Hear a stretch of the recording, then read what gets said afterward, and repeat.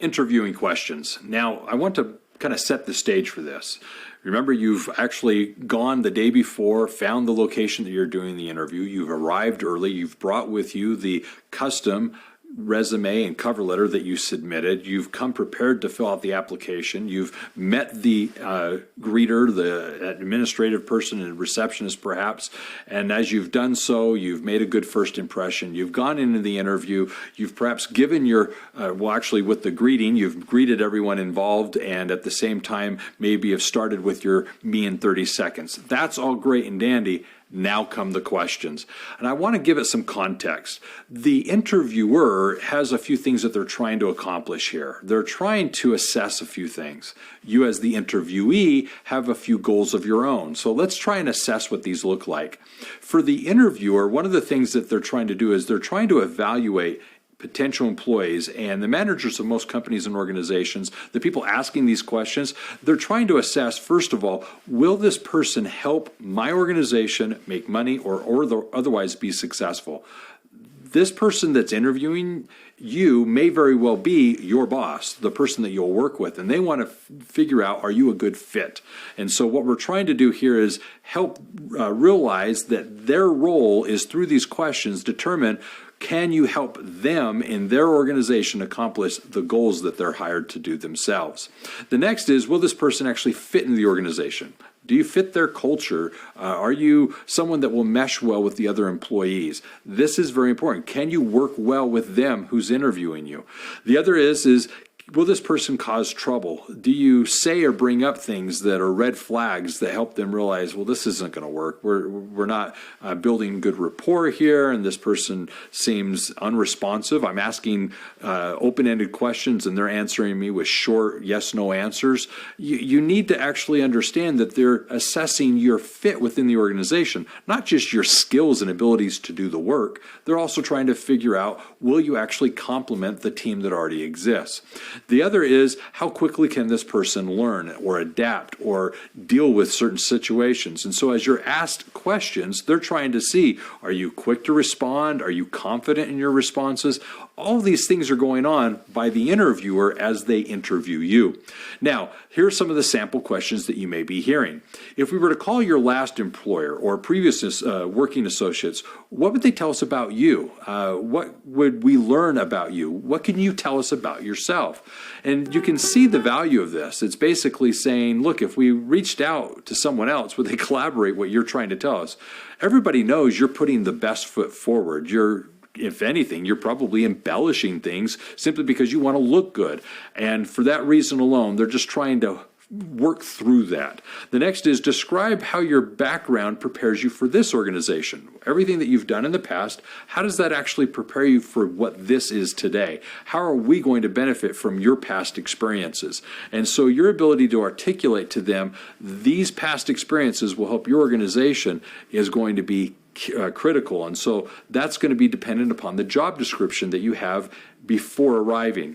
The next is, tell me about the time that you made a major sacrifice to achieve a business goal and where you were able to build the team spirit, maybe in a time of low morale. This is where the company is trying to ask a question about, how did you go above and beyond what was expected? Did you stay later at work? Did you work a weekend? Did you maybe do some other employee's task that you weren't hired to do, but they were sick or out and you needed to step in? Does it show that you're actually willing to be a team player or do something that is unforeseeable today, but you're willing to step in and fill in that role? Are you there to be an organization person, a team player, or someone that is just siloed to the job description that you have? Now, honestly, answer the question. I'm not trying to give you the right answer. I'm just trying to help you understand their perspective and the questions they may be asking and why. Now, in this process, one of the things that you want to do is share an actual example of where you do feel that you did something that was unexpected. You didn't see it as part of your job description to begin with, but yet you did X, Y, or Z. And if you can explain that, that will help you in this interviewing situation. What are some of the strengths that you have in your skill sets? And this goes back to our first activity where you were listing some of your characteristic traits, some of your skill sets. You're going to draw on, well, this is what makes me unique. This is what makes me a very valuable employee employee. This is what I'm willing to do for an organization. And this is where you get to kind of boast, which we said at the very beginning can sometimes be difficult or embarrassing, but yet again, no one else will be doing this but you in your behalf. So this is your time to say, this is who I am. This is what my character is, and these are my values. And this is where you get to stand out. Another question would be, I've interviewed people with more experience than you. Why should I hire you? This is your chance to literally try and explain how sometimes the experience doesn't make up for commitment or loyalty, or how you're willing to work with the company because of the similar interest or hobbies that you have align with what the company does, and you're just going to be passionate about working here. That passion and enthusiasm for what the company does might compensate for the experience simply because you're going to be that loyal, committed person because you love what the company is already doing. It's not just a job for you. So with all these things, understand these are your chances to mentally prepare for questions that may be asked of you, and more importantly, come up with good responses that help you stand out from the other people that may be hemming and hawing as to how to respond. Now let's talk about negative questions, questions where the interviewer is literally trying to probe at you and get you uncomfortable intentionally. And they're going to actually ask some things that are meant to kind of get you out of your comfort zone, which you're already probably in. The three basic rules that I can give you to serve in these negative questions and turning them into positive ones is the following. First, give straightforward, honest answers and indicate how you addressed or are addressing the problem. What I'm trying to illustrate here is your ability to take what may be a negative question of, tell us about a time where you had a conflict with a fellow employee. Tell us about a time where you missed a deadline. Tell us about a time when you couldn't perform something that was expected of you. Well, what did you do? How did you actually accomplish or address that situation? I went and got the training. I got the support I needed. I reached out for help and assistance. Show how you were proactive, or show how through that experience you learned not to let it happen again. Those types of things are where you're taking a negative and you're turning it into a positive. Use favorable terms to describe the situation, such as I learned from that, or I'm better because of that, or I think I'm more experienced because of that having happened. Everybody is going to experience negative things in both employment and life. The question isn't why or what happened. The question is what came of it and how are you better because of it. Now, questions may be asked of what's your biggest weakness? Well, be transparent. Don't be overly specific. You don't want to talk them out of hiring you, but don't be afraid to share something such as my X, Y, or Z is important to me, and sometimes I've had to make decisions that cause me to be late to work or have to leave early.